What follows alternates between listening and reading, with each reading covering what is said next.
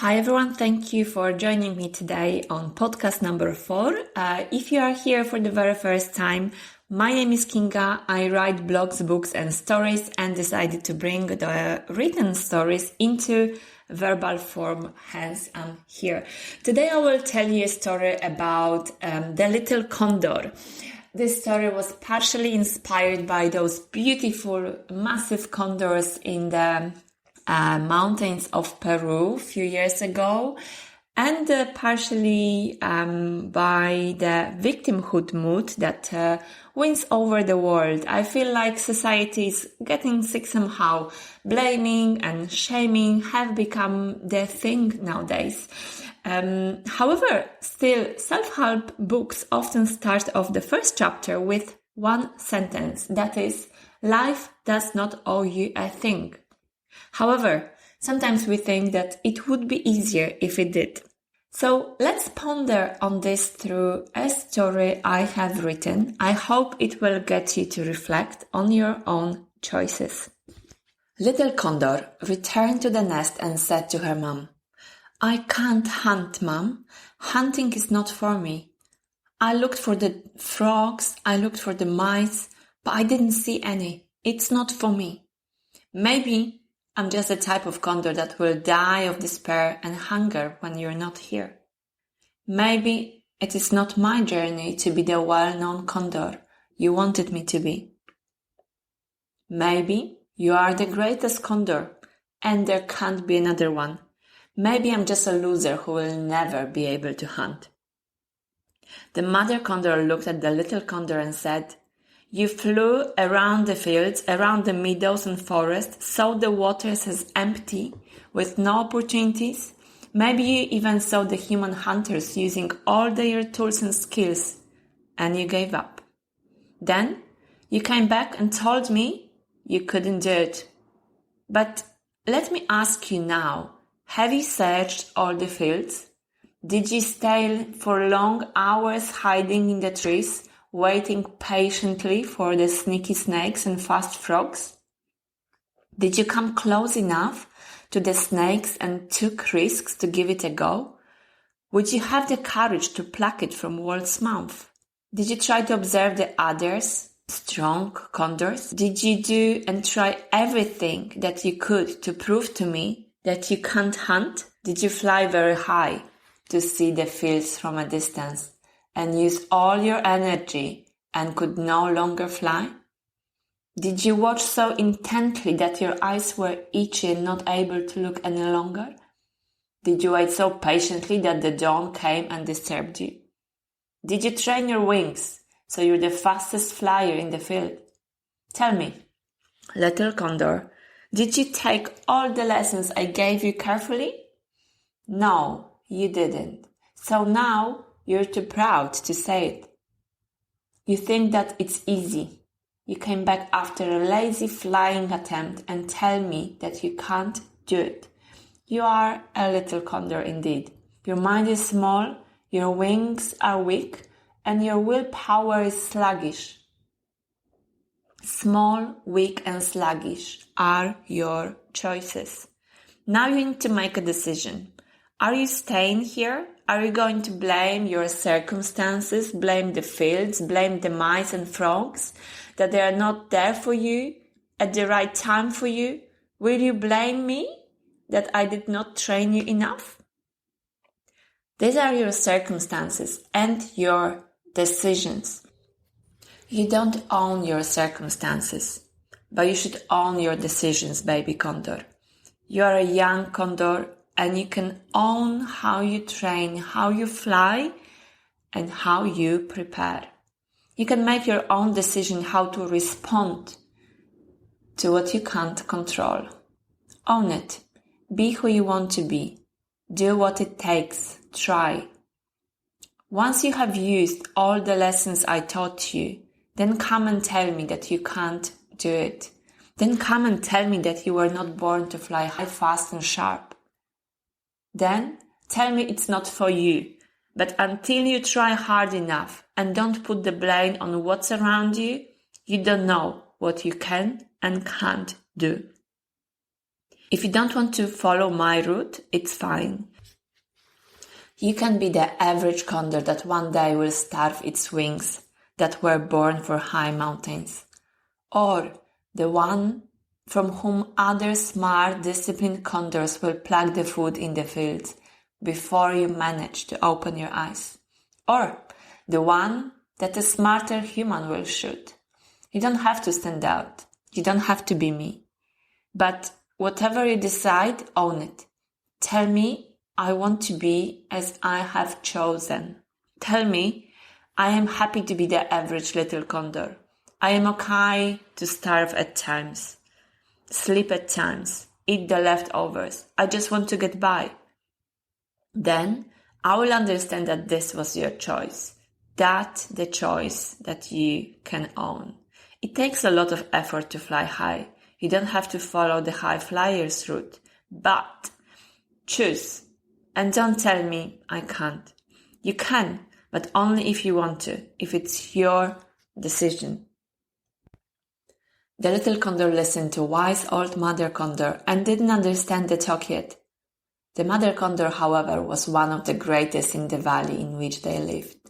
She flew to the mountains and showed her little condor fast wings again. The speed, the swing, the flare of condor's wings, and how far and fast she could fly. She shouted to the little one, "Come, try it once, follow me, try the high mountains, high speed, and then tell me if it's not really for you." The little condor didn't understand, but she followed the wise mother condor. The mother condor turned around and saw her little one flying slowly at her own speed, higher and higher, faster and faster, opening her eyes wider, sharpening her sight. And the wise mother thought, no one really wants to settle for mediocrity once they have tried the high speed, seen the views of tall mountains, used the wisdom of their own wings to their full capacity. No one. At least I doubt it. And so she wanted to show the little condor what was ahead, what was possible, how wide and fast her wings could be. But then, after the wise lessons, she left the little condor to herself to decide how she wanted to live. So, what is this story really about? I love writing stories about the theme of dreams, goals, and finding where your home is. By where your home is, I mean where you should be going, where your heart is cheerful, where your soul belongs to.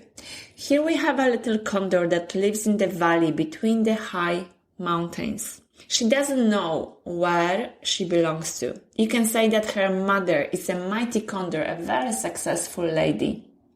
But the little condor doesn't recognize her place between those high mountains.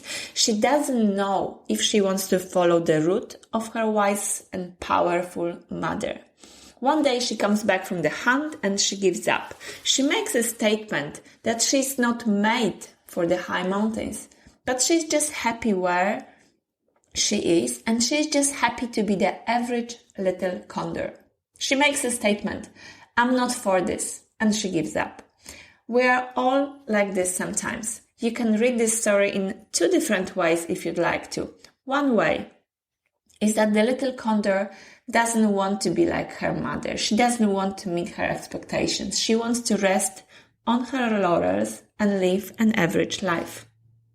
In this instance, she doesn't care about her achievements, goals, etc. She just can't be bothered to train her wings to achieve what her mother has. And this is also okay. All her mother is asking her in this instance is to accept her choice of being the average condor and not to make an excuse that she's not made for this. And this is okay, of course. Not everyone has to have big goals and meet other people's expectations. It's okay to stay where you are if you accept it that way and if you own your decision that this is precisely where you want to be. Same in life. If you don't want to fly high and you want to have an average life, it is okay. But just accept it that this is because of your choices and your decisions and not because of your inability to do so. The other way of reading and listening through this story is that the little condor was born in high mountains. Her wings are broad and the mountains are around her, and she can't see herself succeeding there. And her choice is to say, I am not made for this. But this is not necessarily the truth. She was indeed born to fly high. That's her nature. That's her basic instinct to fly high. But to do this, she must put the work. She needs to work to train her wings, sight, patience, and hunting cunning.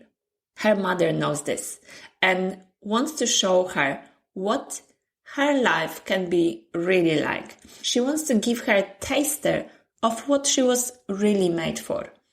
But this life in between high mountains comes at a price. The price is the work that she has to put into it. There is no escape from the training and discipline needed to fly high. In this story, you can see the little condor's mother as part of the mature psyche that knows what to do and is disciplined and caring. The wise mother, that adult part of you, is telling you and your young little ego, you can fly high, but there is no escape from work. The little condor needs to grow. She is talking to her mother through her ego self, meaning, I want this to be easy, or I don't want to do it. The caring mother, though, says, okay, let me show you first how your life can be when you put the work into it. And then you decide if you want to be the average condor. We all have these two parts of us fighting with each other inside us. The wise warm mother inside of us tells us to go to the gym, to do our exercises, tells us you're born to be healthy and to live well. But the little part of you, your ego side, is telling you to skip it. Life is short. You don't have to be that what other people tell you. Sit on the couch. But this ego talk is not really healthy for you. It drags you into low altitudes. It drags you on your own sofa. It drags you to be around the wrong people who tell you it's not worth it. You won't make it. It tells you, have that ice cream, drink that Coke, stay in the easy job, don't write that book, don't do that course, and so on and so on. So, the story really brings you to the idea that if you were born for the high mountains, don't rest on laurels. Do the work. Go and see places. Feel them to try if that's the life you belong to. Sing that first song if you're a singer. And tell us if that's not for you.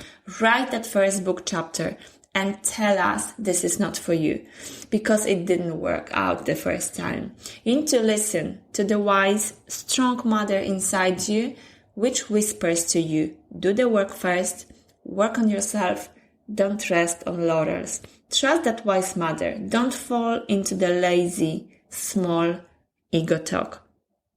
Thanks for today. Again, I hope this story has left a spark in your heart to follow your dreams and the life you were born into. If you enjoyed the story, please do subscribe, care to reshare. I will really, really appreciate it. And thanks for being here with me today. Again, stay well.